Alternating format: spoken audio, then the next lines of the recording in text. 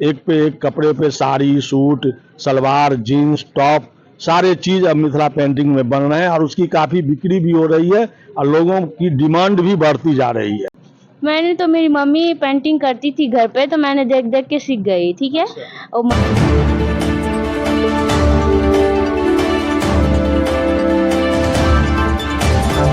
ये क्या बोलना चाहेंगे जिस तरीके से हाथ से जो और आपके माध्यम से हो रहा है, इस चीज़ का आप डायरेक्ट कर रहे हैं, आप लोग, आपकी संस्था भी कर रही है जैसा कि मुझे पता चला, तो वाकई में क्या बोलना चाहेंगे? देखिए, हम लोग यहाँ आए हैं, माननीय मंत्री संजय झा जी जो जल संसाधन मंत्री हैं, तो उन्हीं के प्रयास से हम लोग यहाँ गया में आए हैं और सीता कुंड से सीता सेतु तक जो भी काम है उसको हम लोग को करना है, जिसका थीम है मिथिला पेंटिंग में माता सीता के चरित्रों का वर्णन।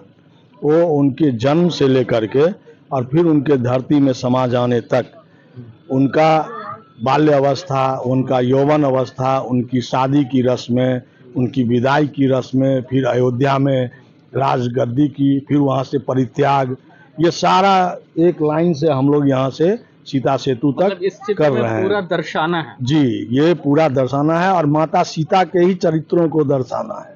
यह एक ऐसा वृत्त चित्र, जीवन माता सीता के जीवन का वृत्त चित्र एक तरह से समझिए मिथिला पेंटिंग में यहाँ बन रहा है। और इसकी सबसे बड़ी खूबी ये है कि मिथिला पेंटिंग अभी पूरे विश्व में इसको आदमी काफ़ी प्यार दे रहे हैं, तो उसके पीछे GI टैग भी शायद। जी, ये हम लोगों का GI टैग भी मिला हुआ है और इसके पीछे सबसे बड़ी कारण है कि हम लोग मिथिला पेंटिंग में चटक कलर का उपयोग करते हैं और इसमें दो विधा होती हैं, एक कचनी और भरनी, जिसी के लिए ये जाना जाता है। आज इतना ये पेंटिंग अगर आपको खूबसूरत लग रही है तो उसके पीछे हमारे आर्टिस्टों का वो जी-तोड़ मेहनत है। हम लोग यहाँ इतने गया के इतने गर्म जगह पर भी हम लोग दिन रात काम करके, चूँकि ये यहाँ मेला जो लगती है मलेमास मेला, तो उस मेला को देखते हुए हम लोग को एक टारगेट है कि हम लोग उस समय तक इस काम को पूरा कर सकें। ये हाथ से काफी जो दिख रहा है, जो कि आजकल मशीन का जमाना है, फिर भी हाथ से हो रहा है, एक बहुत बड़ी बात है। जी, देखिए क्या है कि अब तो सब कुछ आधुनिक हो गया है, लेकिन उसके पीछे क्या है कि अगर कोई काम मशीन से होता है तो इसका मतलब है कि आदमी का रोजगार कमता है। लेकिन हमारी संस्था का उद्देश्य यही है कि हम लोग लोगों को रोजगार दें, खास करके महिलाओं को।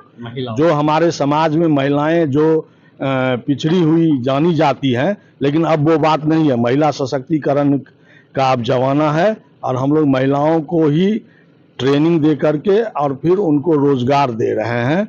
और अगर मशीन का उपयोग किया जाएगा तो फिर इतने सारे लोग बेरोजगार हो जाएंगे। और मशीन की अपनी कला है, उसकी अपनी कहानी है और ये इसीलिए जाना जाता है कि यह खुद no comparison machine and human, कोई कंपैरिजन नहीं है। मशीन और आदमी के द्वारा डायरेक्ट बनाए गए चित्रों में कोई कंपैरिजन नहीं है, हम लोग का कोई उससे लेना देना नहीं है। तो ये जो पेंटिंग आप अब तो क्या है ना कि जब मिथिला पेंटिंग के इतिहास में जाएंगे तो ये पेंटिंग पहले दीवारों पर ही होती थी। हमारे पूरे पूर्वज का जो इतिहास है उसमें यह है कि यह सिर्फ दीवारों पर होती है, लेकिन अब आधुनिक युग में जब इस पेंटिंग को सारा संसार जानने लगा है तो अब ये ऐसा कोई भी चीज़ नहीं है। अब तो हम लोग पूरा फैब्रिक कपड़े पे जो है, एक पे एक कपड़े पे sari, suit, salwar, jeans, top सारे चीज़ अब मिथिला पेंटिंग में बन रहे हैं और उसकी काफ़ी बिक्री भी हो रही है और लोगों की डिमांड भी बढ़ती जा रही है।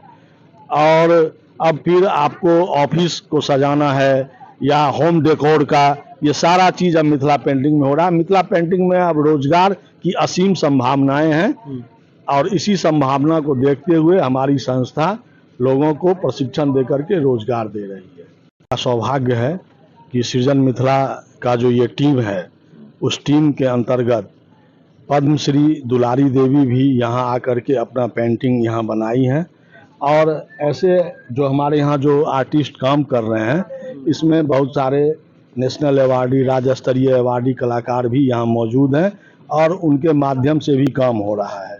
और ये सभी अपने कला में इतने पारंगत हैं जो आप खुद इस कला को देख सकते हैं। जब आप आगे बढ़िएगा तो जो पिक्चर बना हुआ है उसको जब आप देखेंगे तो आपको लगेगा कि हाँ, अगर मिथिला पेंटिंग ये है, कैसे बना है, कितना मेहनत है, तो इस सारे चीज़ों का श्रेय हमारे टीम को जाता है। हमारे टीम में जितने भी आर्टिस्ट हैं उनका ये ध्येय है कि हम किसी भी कीमत पर ये मलेमास मेला से पहले, चाहे गर्मी हो, धूप हो, बरसात हो, दिन हो, रात हो, लेकिन यहाँ रह मतलब करके ये लोग हर टाइम तैयार रहते हैं, चाहे जैसे सिचुएशन पे काम करना ये हो। लोग एकदम जुनूनी कलाकार हैं। इनके अंदर में ही मिथिला पेंटिंग रचा और बसा हुआ है।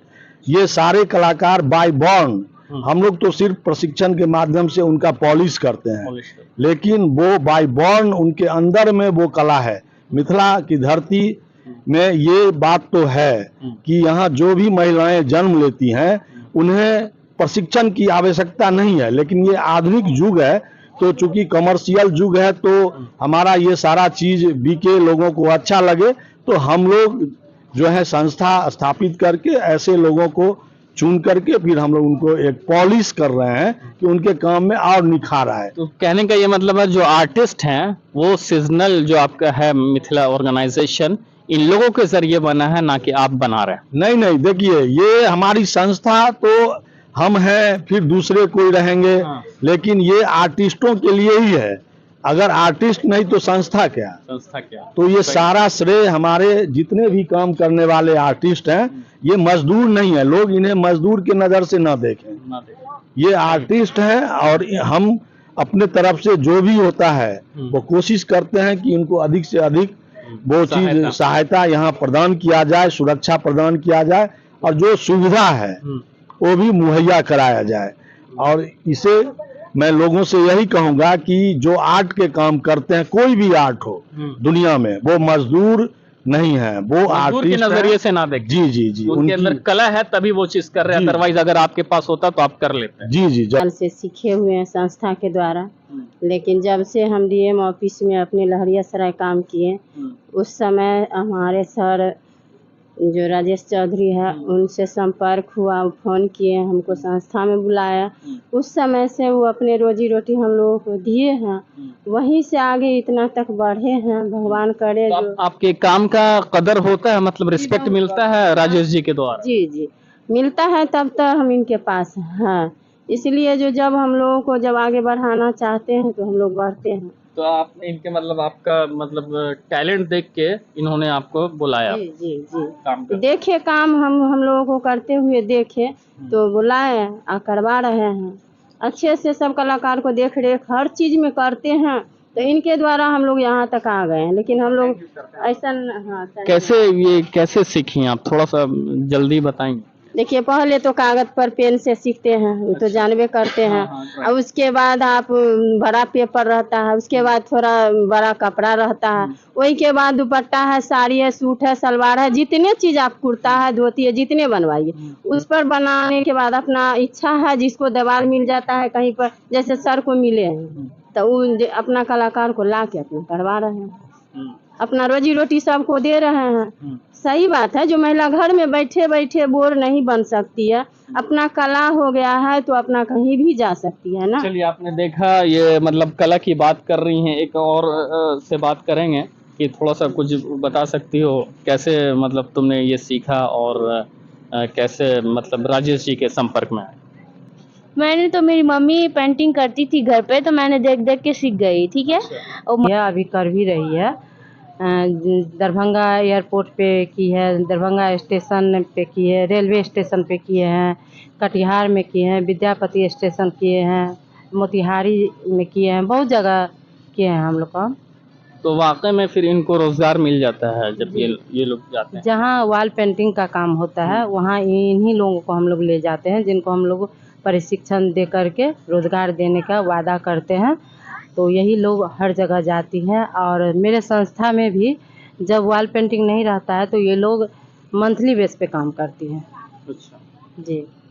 तो मतलब अपने टाउन में यानी कि मधुबनी जिला में वो मतलब इन लोग वहाँ भी काम करते हैं। दरभंगा जिला में दरभंगा जी मेरा संस्था हुआ दरभंगा में, पोरहम चौक पे सृजन मिथिला, जी उसी में ये लोग काम काम करती हैं। और इनके काम की चर्चा बहुत आगे तक है, क्योंकि हाथ का जो डिज़ाइन है तो ये कोई ख़ास रंग है या सिंपल रंग?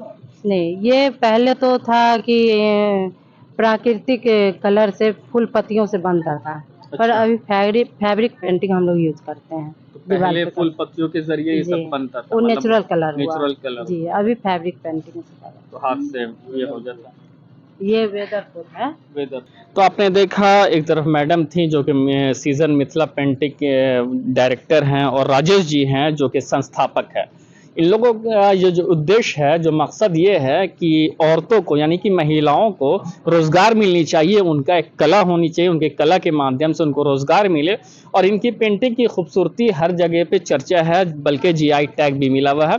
और अभी जो पितर पक्ष मेला उसके मद्देनजर इनको 28 सितंबर से पहले ये काम मुकम्मल करना है। और साथ ही साथ इनकी काम की खूबसूरती को लेकर साथ ही इनकी सोच ये है कि अगर मशीन ही से हर काम होगा तो आधा से ज़्यादा इंसान बेरोजगार रह जाएगा, क्योंकि इंसान की कला और मशीन के काम में बहुत फ़र्क होता, बहुत अंतर होता, क्योंकि पहले के ज़माने में मशीन नहीं थी और फिर भी हर कला का उपयोग होता था और हर वो चीज़ होता था जो संभव नहीं था, लेकिन इंसान द्वारा संभव होता रहता था। आप देखते रहिए द टेलीकास्ट में, आपके साथ मोहम्मद अहमद। धन्यवाद।